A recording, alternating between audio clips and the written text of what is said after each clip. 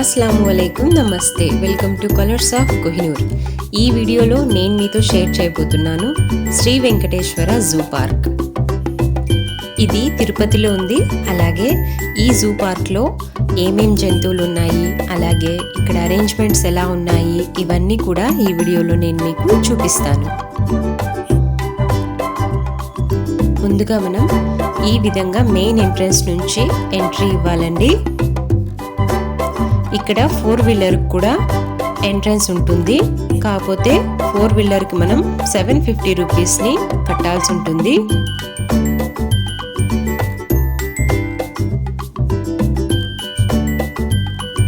ఇంకదే విధంగా ఎంతమంది ఉంటే అంతమంది కూడా టికెట్స్ తీసుకోవాలి.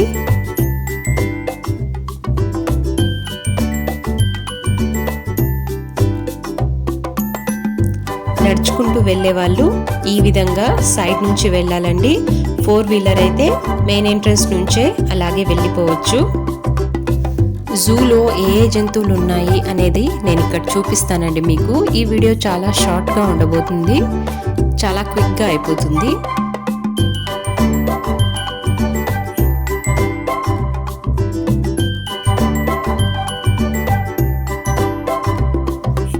ఈ విధంగా ఎంటర్ అవుతూనే అక్కడ ఒక స్కూటర్ వెళ్తుంది కదా, అది ఇక్కడ రెంట్కి ఇస్తారండి.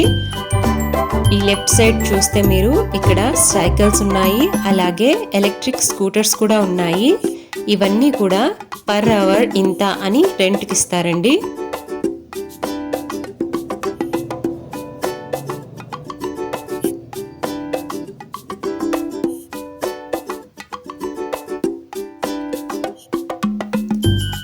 సైకిల్ అయితే 25 రూపీస్ పర్ అవర్ అంట.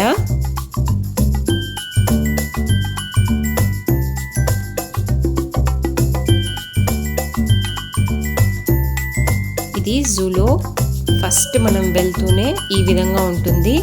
ఇక్కడ లెఫ్ట్ సైడ్లో బబూన్ ఉంటాయన్నమాట. అంటే అది ఒక జాతి కోతి కదా, అస్సలు కనపడలేదండి. వీడియో తీద్దామన్నా కూడా ఏదో చెట్టు కొమ్మల్లో పోయి కూర్చున్నట్టుంది, అస్సలు అయితే కనపడలేదు. ఇంకెలాగే మెయిన్ ఎంట్రన్స్లోకి వెళ్తే ఈ విధంగా ఉంటుంది. అక్కడక్కడ కొన్ని స్టాల్స్ ఉన్నాయి కూర్చోవడానికి, అలాగే బెంచెస్ ఉన్నాయి. ఇంకా మ్యాప్ కూడా ఉంది జూది.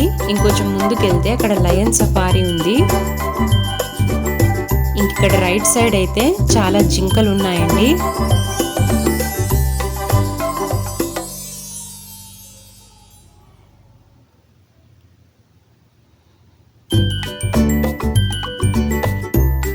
ఆ ఎండలకి అస్సలు జింకలు అనేవి కనపడలేదండి, ఎక్కడో ఒక్కొక్కటి కనిపించాయి అంతే. ఇంకొద్దిగా ముందుకెళ్తే అక్కడ డిఫరెంట్ టైప్స్ ఆఫ్ బర్డ్స్ ఉన్నాయండి. అలాగే నెమళ్ళు కూడా ఉన్నాయి. నెమలి యొక్క ఇంపార్టెన్స్ పురాణాల్లో ఎలా ఉంది ఏంటి అనేది అక్కడ రాసున్నారు. ఇంకా అలాగే మనం ఎంట్రన్స్లోకి వెళ్తే కొన్ని పక్షుల్ని చూడొచ్చండి. చాలా పక్షులు అయితే లేవు. ఇది వైట్ పీకాక్. ఒక మేల్ ఒక ఫీమేల్ ఉన్నాయి ఇందులో. మేల్ వెనకాల దాక్కుంది. ఇంకా అలాగే ఇదైతే నార్మల్ పీకాక్.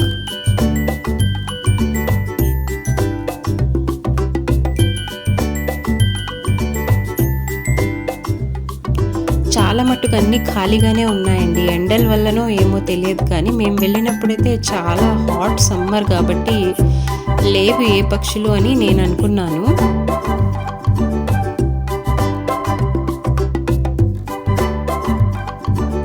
అదిగో జింకలు అయితే కనిపిస్తున్నాయండి. ఇంకొంచెం ముందుకెళ్తే ఇక్కడ జింకలు కనిపించాయి.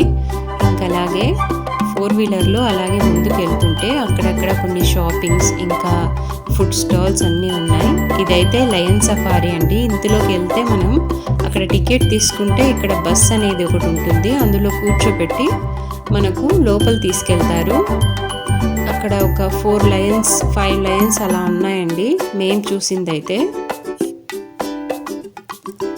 స్టార్టింగ్లో అయితే కొన్ని జింకల్ని చూసాం.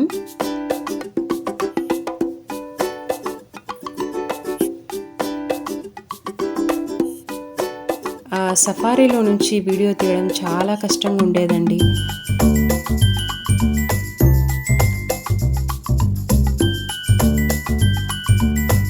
విధంగా మధ్యలో మళ్ళీ ఇంకొక ఎంట్రన్స్ వచ్చింది.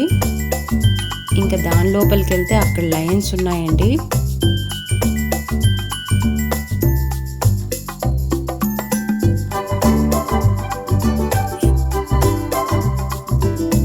ఇలా లోపలికి వెళ్తే అక్కడొక లైన్ అక్కడొక లైన్ అలా కనిపించాయండి. ఈ వేడికి ఎండలకి చెట్లే అన్నీ ఎండిపోయి ఉన్నాయి. అసలు ఇంకా లయన్స్ ఇలాంటి జంతువులు కూడా బయటికే రావట్లేదు అసలు.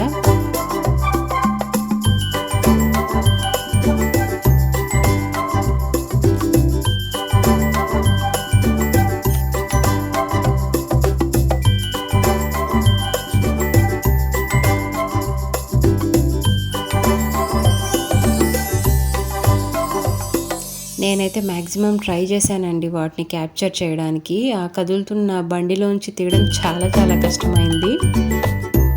ఇంకొంచెం ముందుకెళ్తే మనకు అక్కడ డిఫరెంట్ టైప్స్ ఆఫ్ ప్యారెట్స్ కనిపిస్తాయండి.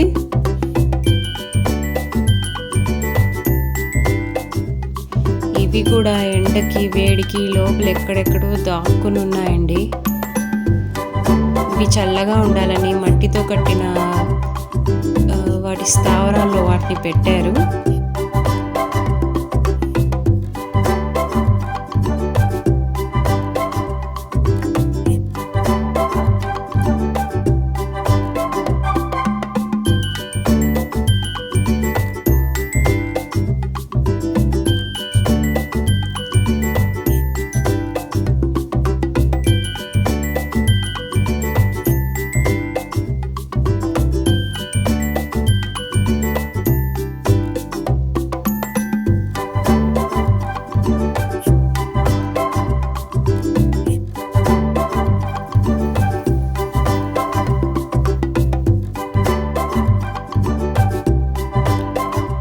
కొద్దిగా ముందుకెళ్తే మనకు తెల్లపులి కనిపిస్తుంది. దీనికంటే ముందుగా బెంగాల్ టైగర్, ఇంకా చిరుతపులి, నీటి ఏనుగు ఇవి కూడా ఉన్నాయండి. కాకపోతే మా పిల్లలకి ఇస్తే వాళ్ళు చాలా చక్కగా వీడియో తీసుకొచ్చారండి కెమెరా ఆన్ చేయకుండా. కాబట్టి నేను ఆ మూడింటిని చూపించలేకపోతున్నాను.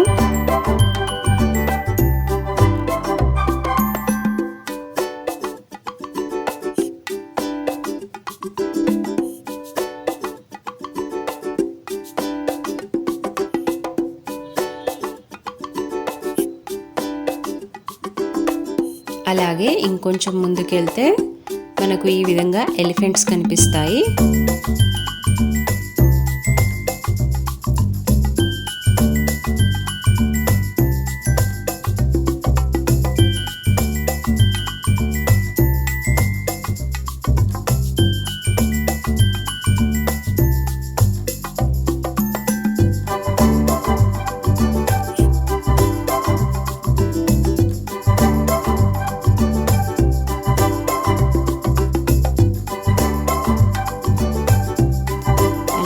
ఇక్కడ చూసినట్లయితే ఎలుగుబంటి కూడా ఒకటి ఉందండి.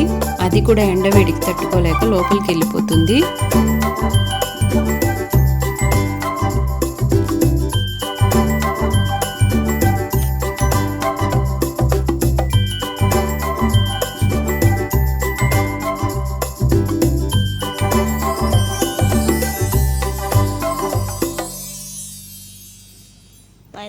ఇంకొద్దిగా ముందుకెళ్తే మనకిలా ఒక కొండ చిలువ అయితే కనిపిస్తుంది.